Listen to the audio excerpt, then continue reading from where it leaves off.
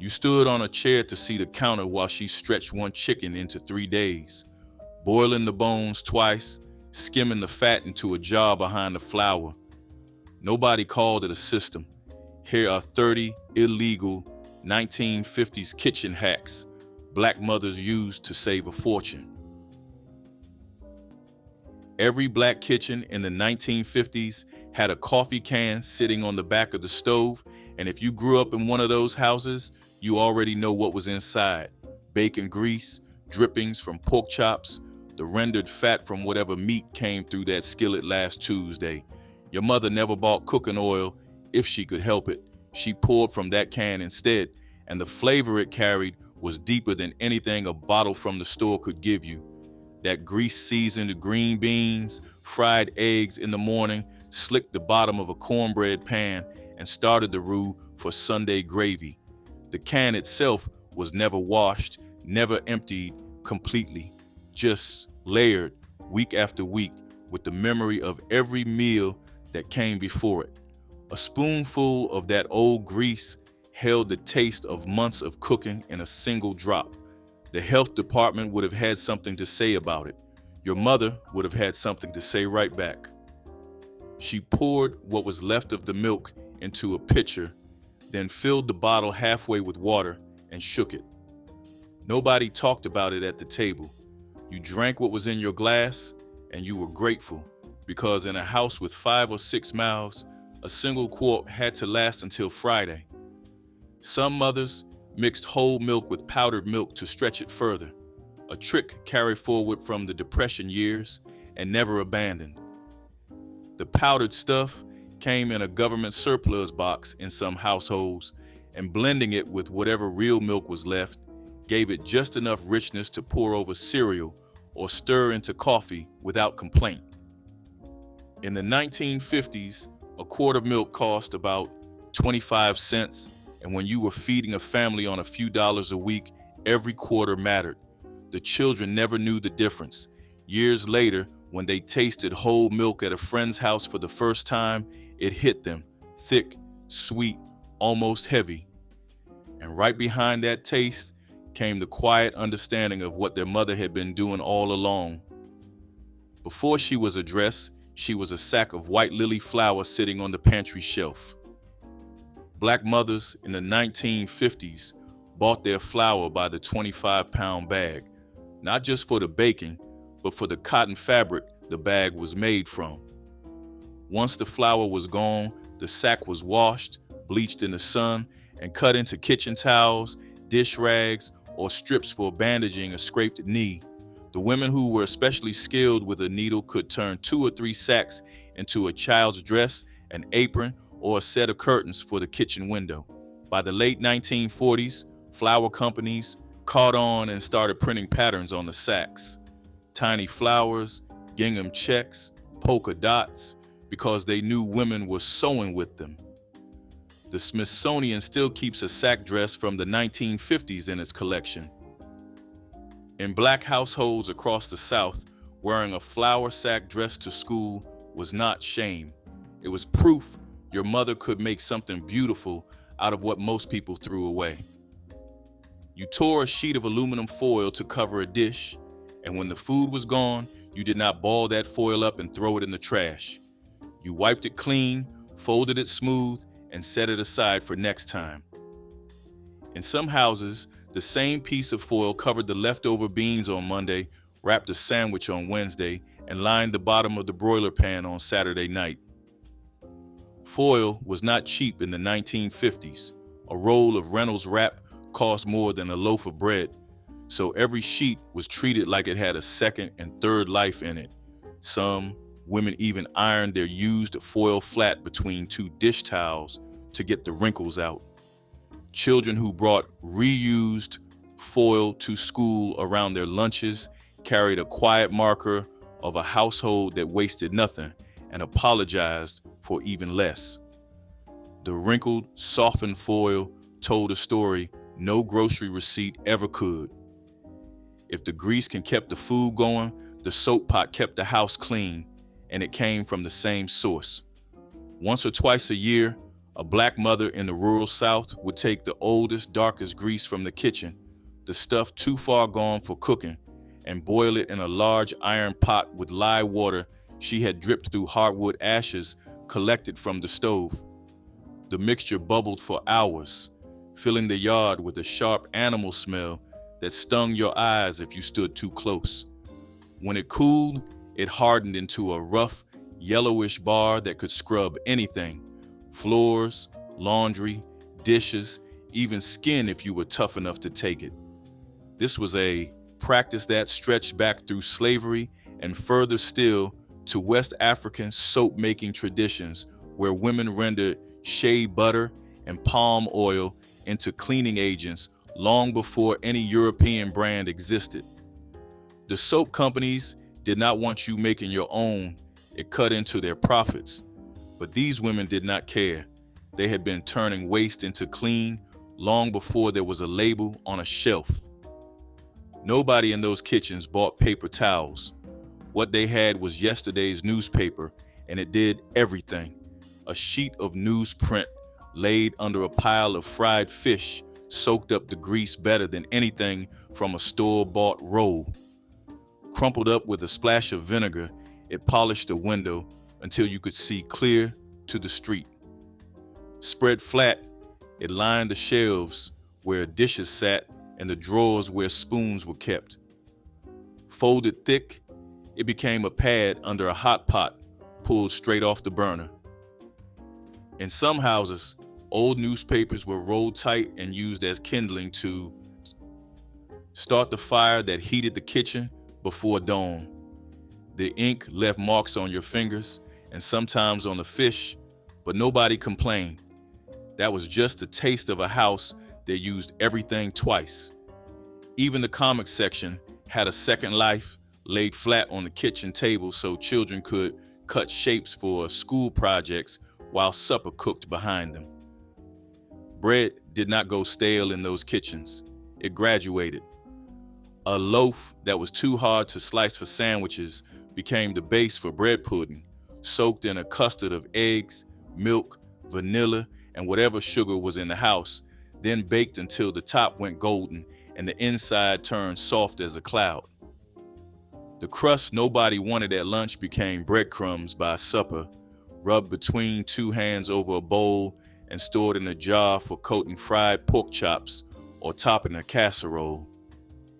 Heels of bread were cubed and dried for stuffing at Thanksgiving, or fried in a skillet with butter and cinnamon for a breakfast that cost almost nothing and tasted like somebody loved you. In black households through the 1940s and 50s, throwing away bread was close to sin, not because of scripture, but because of memory. The women who baked it remembered when there had been no bread at all, and that memory lived in their hands long after the pantry was full. When a child came home coughing, the first thing she reached for was not a doctor. It was a teaspoon, a sugar cube, and a brown bottle of turpentine. A few drops of the pine-smelling oil soaked into the sugar, and the child swallowed it whole, eyes watering, throat burning, but breathing easier within the hour.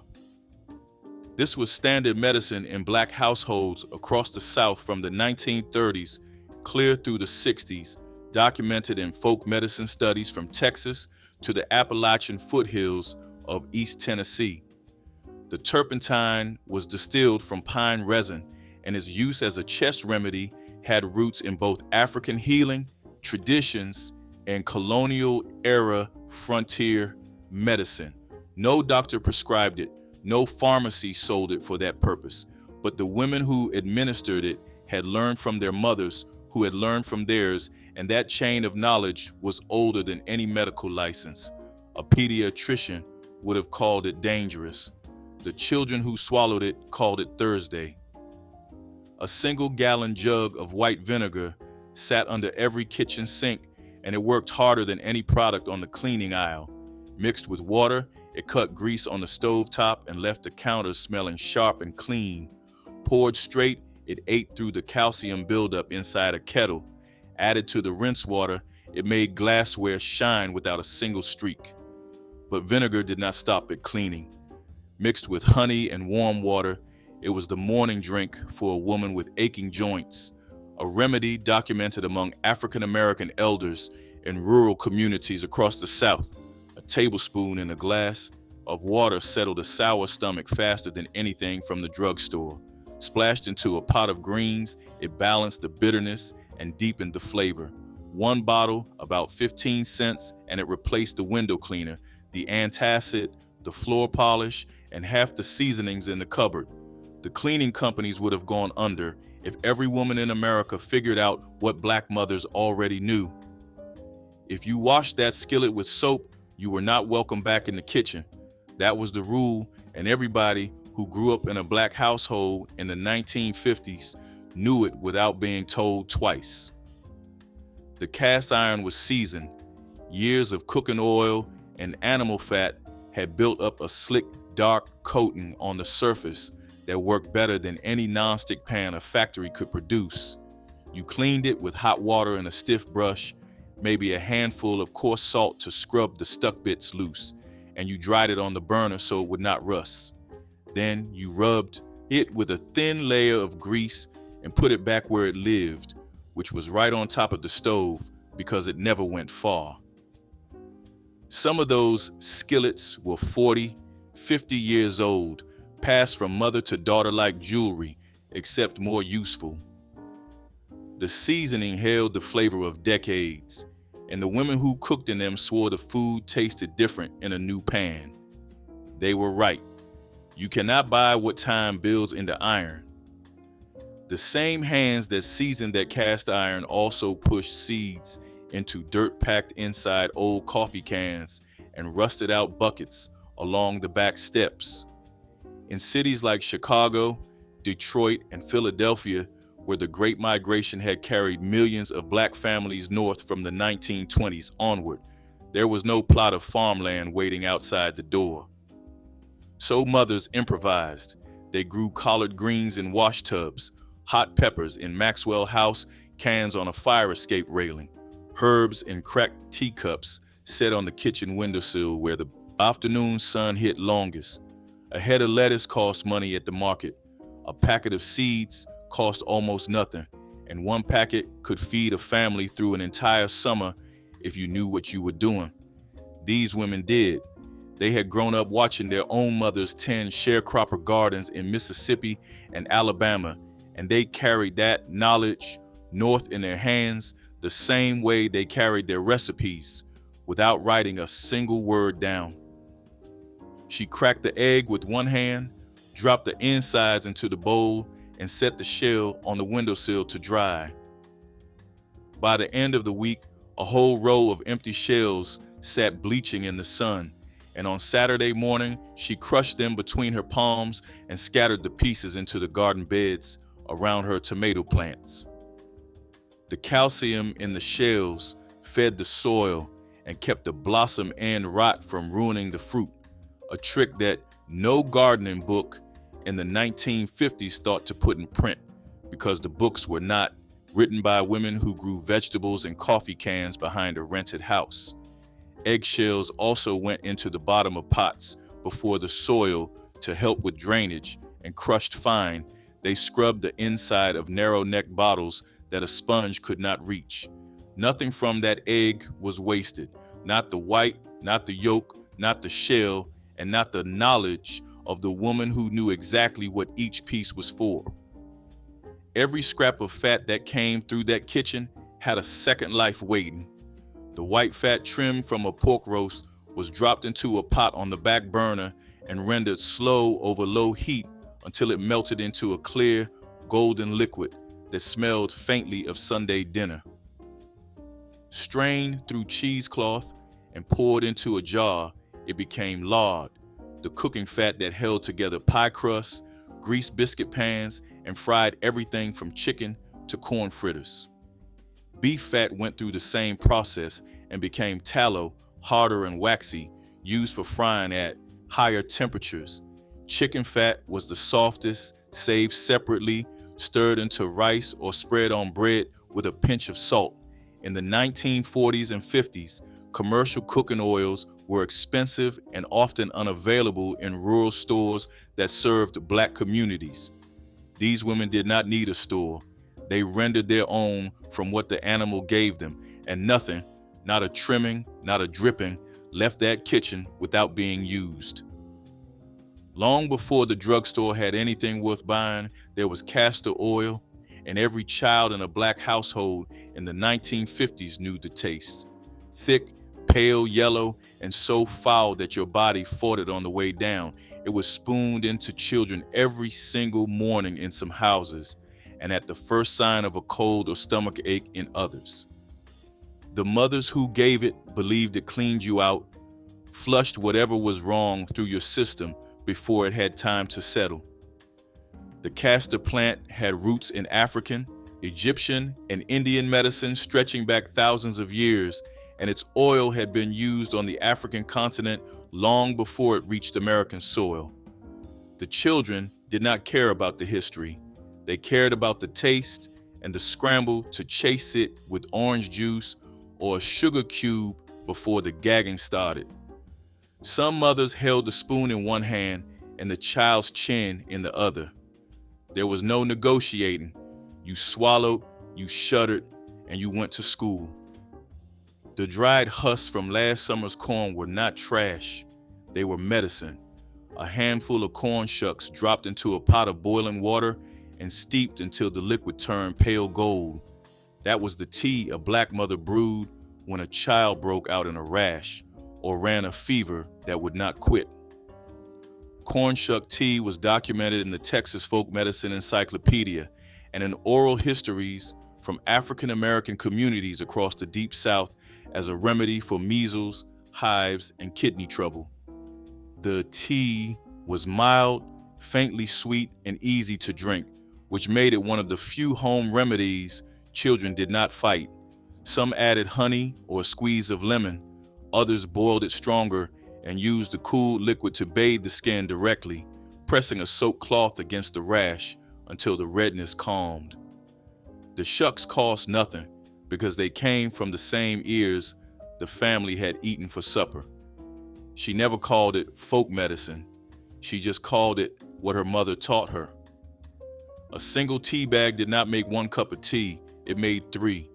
The first cup was strong, the second was lighter, and the third was barely more than warm water with a memory of flavor, but it was still tea and it still counted.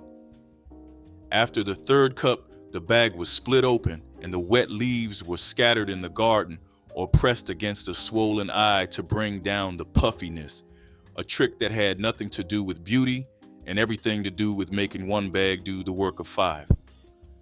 Coffee grounds followed the same rule.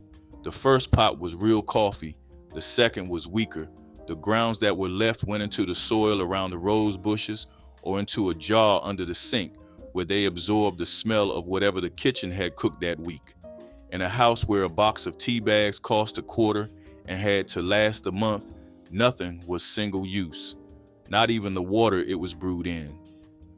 When a knee swelled up or a wrist went stiff, she did not reach for the medicine cabinet. She reached for the pantry. A brown paper bag, the kind groceries came in, was torn into strips, soaked in boiled white vinegar, and wrapped around the swollen joint while still warm and dripping.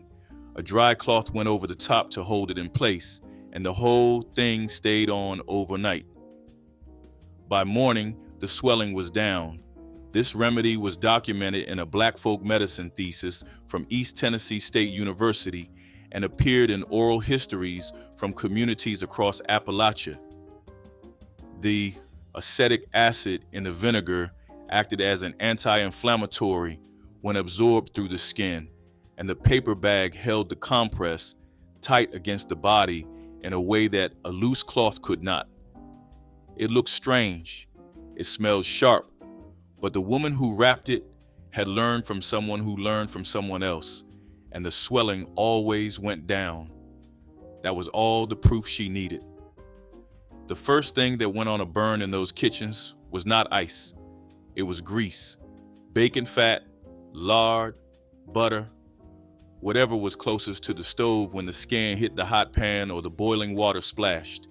She scooped it with her fingers and spread it over the burn before the blister had time to rise. Modern medicine would call this wrong. But in Black households across the rural South from the 1930s through the 60s, it was automatic. The grease went on the burn the way the Band-Aid goes on the cut, without thinking, without hesitation. Fatback was also pressed directly onto the sole of a foot that had stepped on a rusty nail held in place with a strip of cloth and left overnight. The fat was believed to draw out infection and prevent what the old women called the blood poisoning. Whether the science held or not, the ritual did. A mother's hand, steady and fast, reaching for the grease can before the child had finished crying. If Potlikker healed from the inside, Vicks did its work from every direction. But first, the greens. The dark, rich liquid left in the pot after a mess of collards or turnip greens had simmered for hours was not drained and thrown away. It was saved. Poured into a cup and sipped with a piece of cornbread, Potlikker was both a meal and a medicine, packed with the vitamins and minerals that had cooked out of the greens and into the broth. Food historian Adrian Miller has written about Potlikker as one of the most underappreciated staples in the African American kitchen, a nutrient-dense broth that sustained families when the greens themselves were not enough. Some women gave it to sick children instead of soup. Others drank it first thing in the morning, warm and salty, before the rest of the house was awake. The greens got the plate, the liquor got the soul. She unscrewed the blue jar, scooped a fingerful of Vicks VapoRub, and rubbed it across your chest in slow circles until the menthol burned through your skin and into your lungs. Then she rubbed it on your back, then under your nose, and then, in the part no doctor ever approved, she put a small dab on the tip of a spoon and told you to swallow it. You did because she told you to, and because the camphor and eucalyptus hit your throat like fire and cleared your head in seconds. This was standard cold treatment in Black households across the South through the 1950s and 60s, documented in oral histories from the Freedom Center collection. After the swallowing came the wrapping, a warm towel around the chest, pinned tight, and you were put to bed smelling like a medicine cabinet that had been set on fire. By morning, the fever broke. She never explained how she knew it would work. She just knew. One pork chop could feed 2 people if you knew what you were doing, and these women always knew. The meat was sliced thin, fried hard, and laid on a plate next to a mountain of rice and a bowl of gravy made from the pan drippings. Flour stirred into the hot fat with water added slow until it thickened into something rich enough to make the rice a meal on its own. A single piece of sausage went into a pot of spaghetti, not for the meat, but for the flavor it gave the sauce. A ham bone that had already been carved clean went into a pot of beans and simmered all day, giving up whatever salt and smoke it had left. In the 1950s, when a pound of meat could cost half a day's wages for a Black woman working domestic, stretching was not a skill. It was a condition of feeding your family. The gravy did the work. The rice carried the weight. The meat was just a spark. When the coughing started after dark and the drugstore was already closed, she reached for the bottle in the back of the cabinet. Not the cooking wine, but the whiskey, or in some houses, the corn liquor that somebody's uncle had brought from the country. A splash of it went into a cup with honey, lemon juice, and hot water, stirred fast and handed to whoever was coughing. This was the hot toddy, and in Black Southern households from the 1930s through the 70s, it was the most trusted cold remedy in the house. Folk medicine studies from North Carolina documented families giving children as young as 4 a teaspoon of the mixture diluted in warm water, enough to make them sleep, enough to sweat the fever out by morning. The honey coated the throat. The lemon cut the mucus. The whiskey did what whiskey does. It made you stop caring about the cough long enough to rest. She brewed it by memory, never measured, and it tasted different every time, but it always worked. That orange box of Arm & Hammer sat in every kitchen cabinet, every bathroom shelf, and every apron pocket that woman owned. Baking soda was toothpaste before toothpaste was affordable. A wet finger dipped into the powder and rubbed across the teeth until they squeaked. It was antacid, stirred into a glass of water, and swallowed fast when heartburn hit after supper.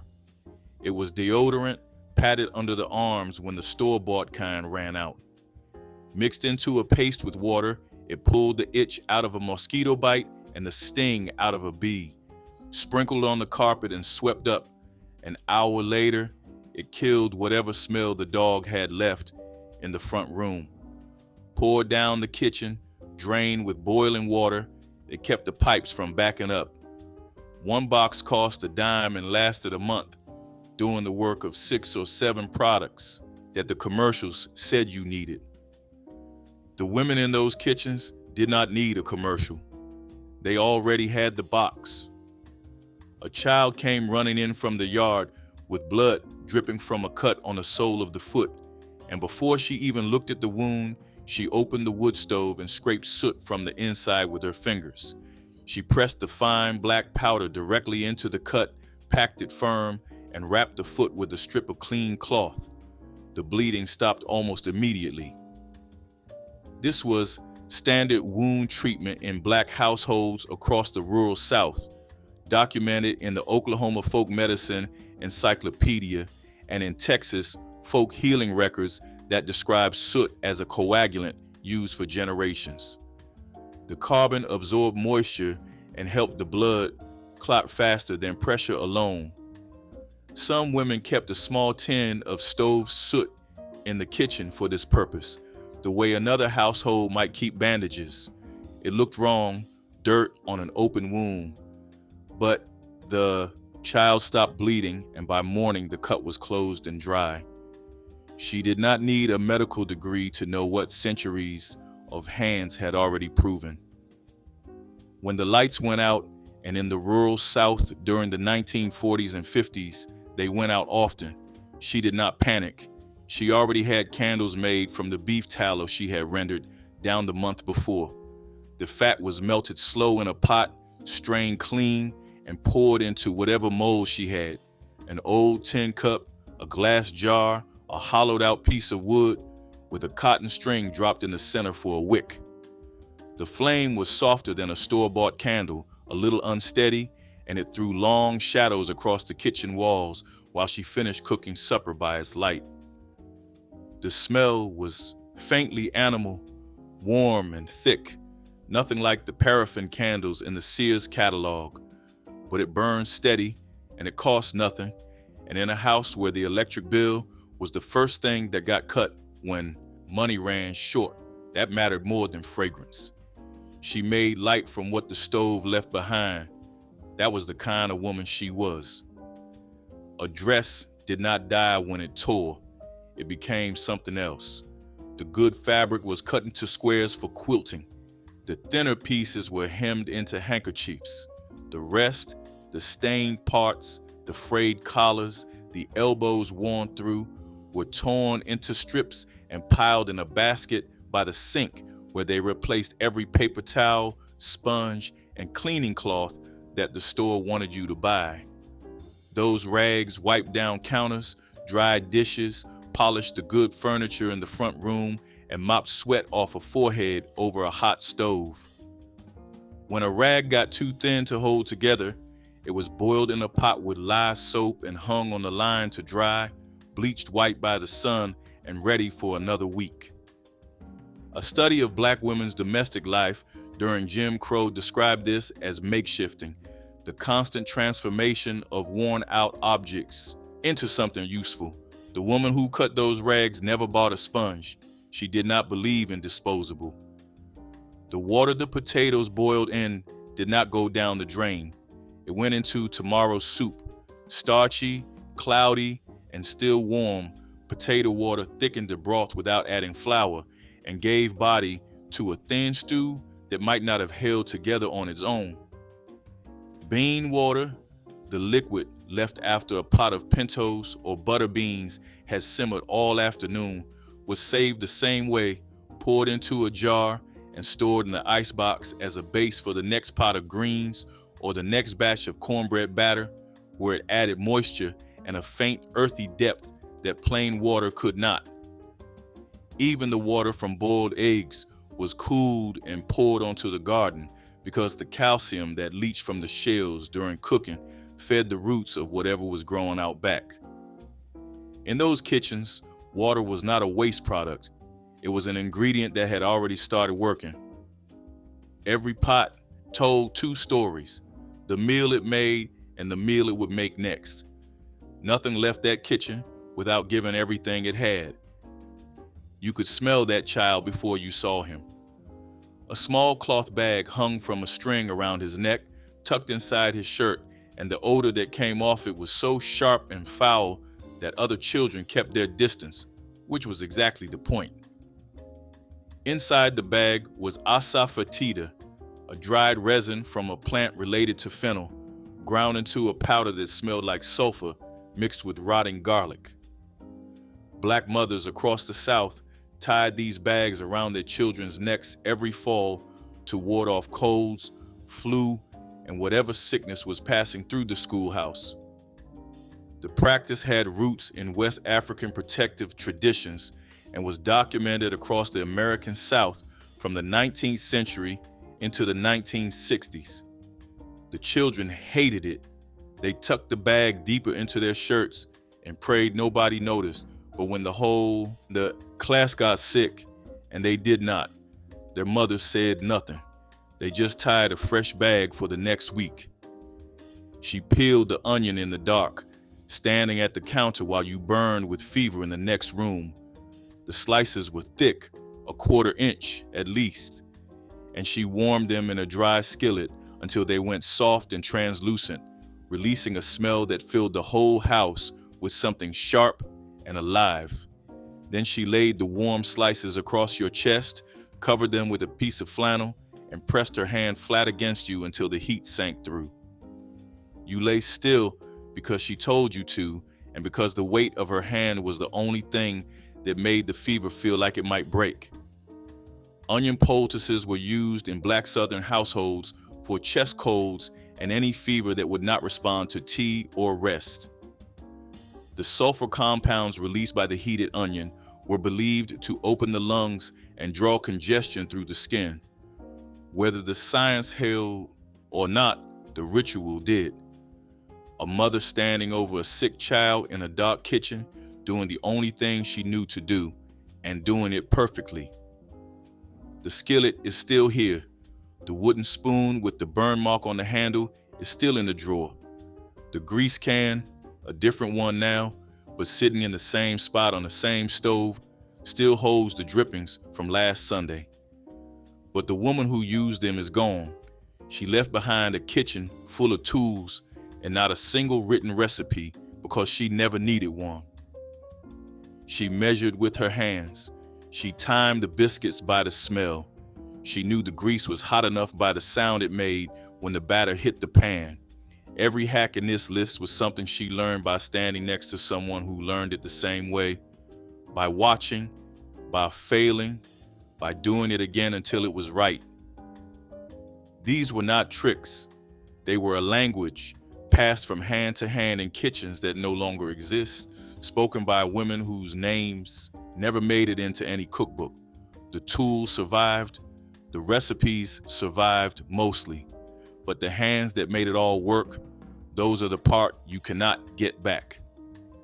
The meat grinder clamped onto kitchens, tables throughout Black households, turning tough cuts into ground meat that stretched family budgets further than store-bought could. These cast iron contraptions required muscle and patience as cooks fed chunks of pork shoulder through grinding plates while children took turns cranking handles. The grinder transformed less desirable cuts into sausage patties, meatloaf, and hash that fed growing families on tight budgets. Women gathered after hog killings to process meat together, their grinders turning for hours while gossip filled kitchens. The tool represented community and resourcefulness, showing how hard work created abundance from modest means. Though electric processors replaced hand-cranked models, the rhythm of grinding connected generations who understood good food required effort. Smothered rabbit was once common in rural Black households where families raised their own meat or hunted wild rabbits that populated fields and forests. The rabbit was cleaned, cut into pieces, seasoned with salt, pepper, and garlic, then dredged in flour and browned in cast iron. Thick sliced onions were added to the drippings before the meat was returned and covered with gravy. The pot simmered until the rabbit became fork tender and the onions melted into sweet richness. The flavor was delicate yet satisfying, somewhere between chicken and game.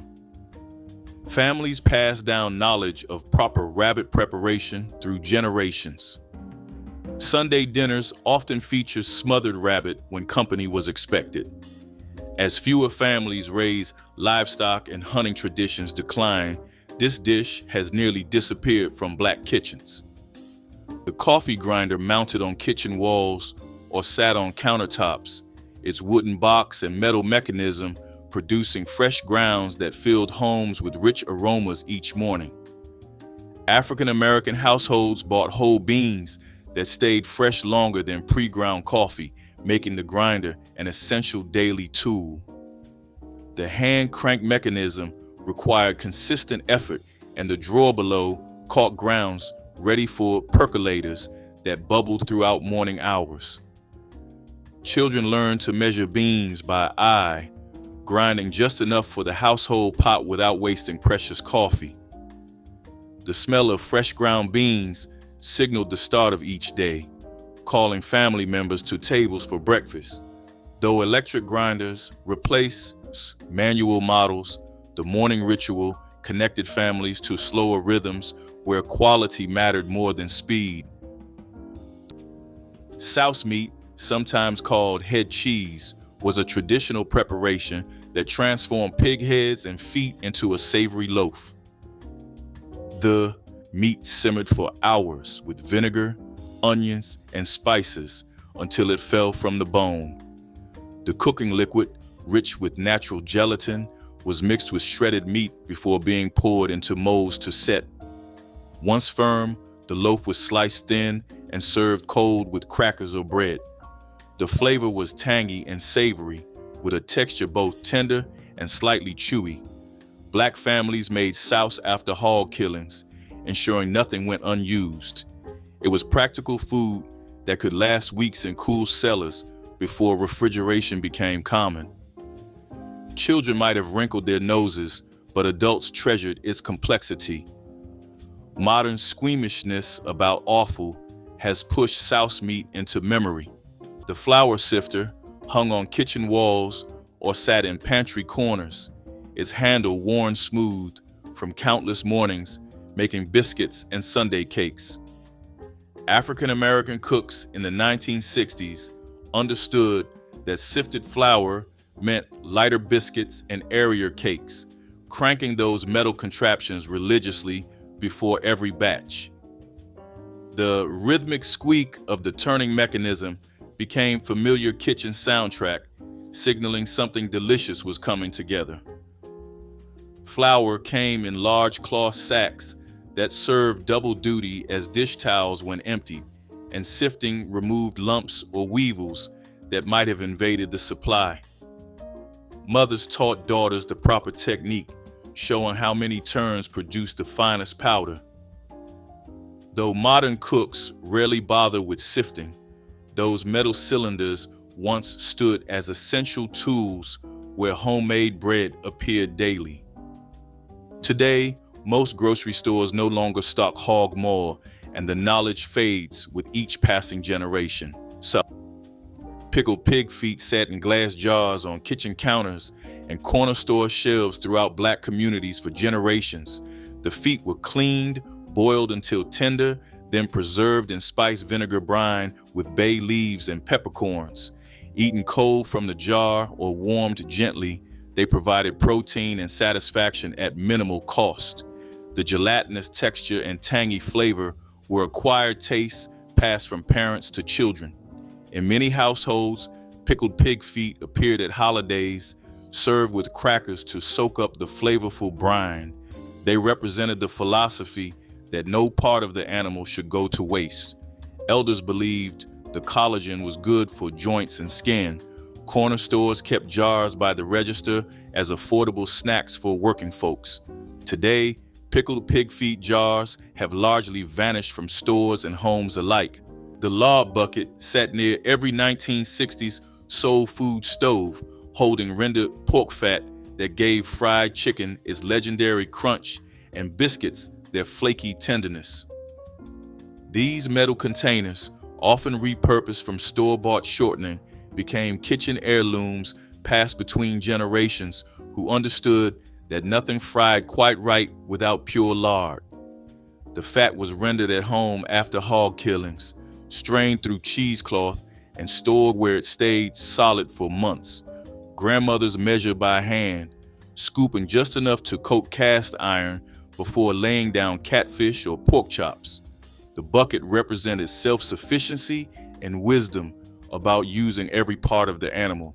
Though vegetable oils replaced lard in later decades, those who remember recall how nothing since has matched its magic. Chitterlings, known as chitlins, in most Black households were once the centerpiece of holiday gatherings across the South. These slow-cooked pig intestines carried a distinctive aroma that announced celebration from blocks away. The preparation required hours of cleaning, soaking in salted water, and simmering with onions and vinegar until tender.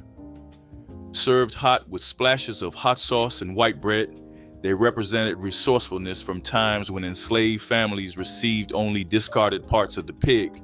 Grandmothers guarded their recipes fiercely, knowing exactly when the texture was right. The dish connected generations to survival and celebration, carrying stories of making something treasured from scraps. Today, fewer young people learn the tedious cleaning, letting this ancestral dish fade quietly from family tables. The icebox stood in kitchens and back porches long after electric refrigerators became common, especially in rural Black communities where electricity remained unreliable.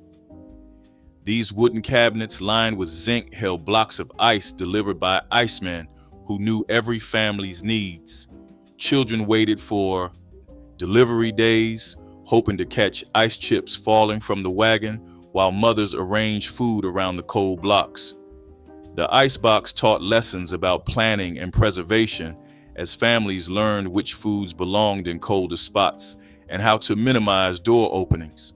Drip pans underneath caught melting water that had to be emptied daily. Even after refrigerators arrived, many families kept calling them ice boxes, the old name carrying memories of times when keeping food fresh required daily attention and management. Neck bones simmered in gravy over fluffy white rice was a weeknight staple that fed Black families for generations on little money.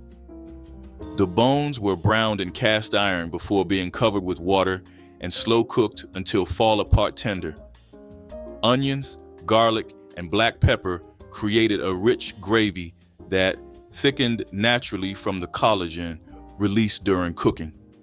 The dish required patience, often simmering for hours, but the reward was remarkable depth of flavor. Children learned to gnaw the bones clean, finding every bit of meat tucked in crevices. A pound of neck bones could feed a family of 6 when stretched with enough rice and gravy. The bones were saved for soup stock, extending their value further. Today, neck bones are harder to find, and the slow cooking tradition fades from rushed modern lives. Canning jars lined basement shelves and pantry walls in every 1960s soul food kitchen, their glass surfaces revealing summer's bounty preserved for winter tables. African American families filled these vessels with pickled peaches, chow chow, green tomato relish, and watermelon rind preserves. The jars represented security and planning, proof that families could feed themselves when produce disappeared and money ran short. Women gathered during harvest season for canning marathons, filling kitchens with steam and boiling vinegar aromas. Children helped wash jars and pack vegetables while learning recipes stretching back through generations.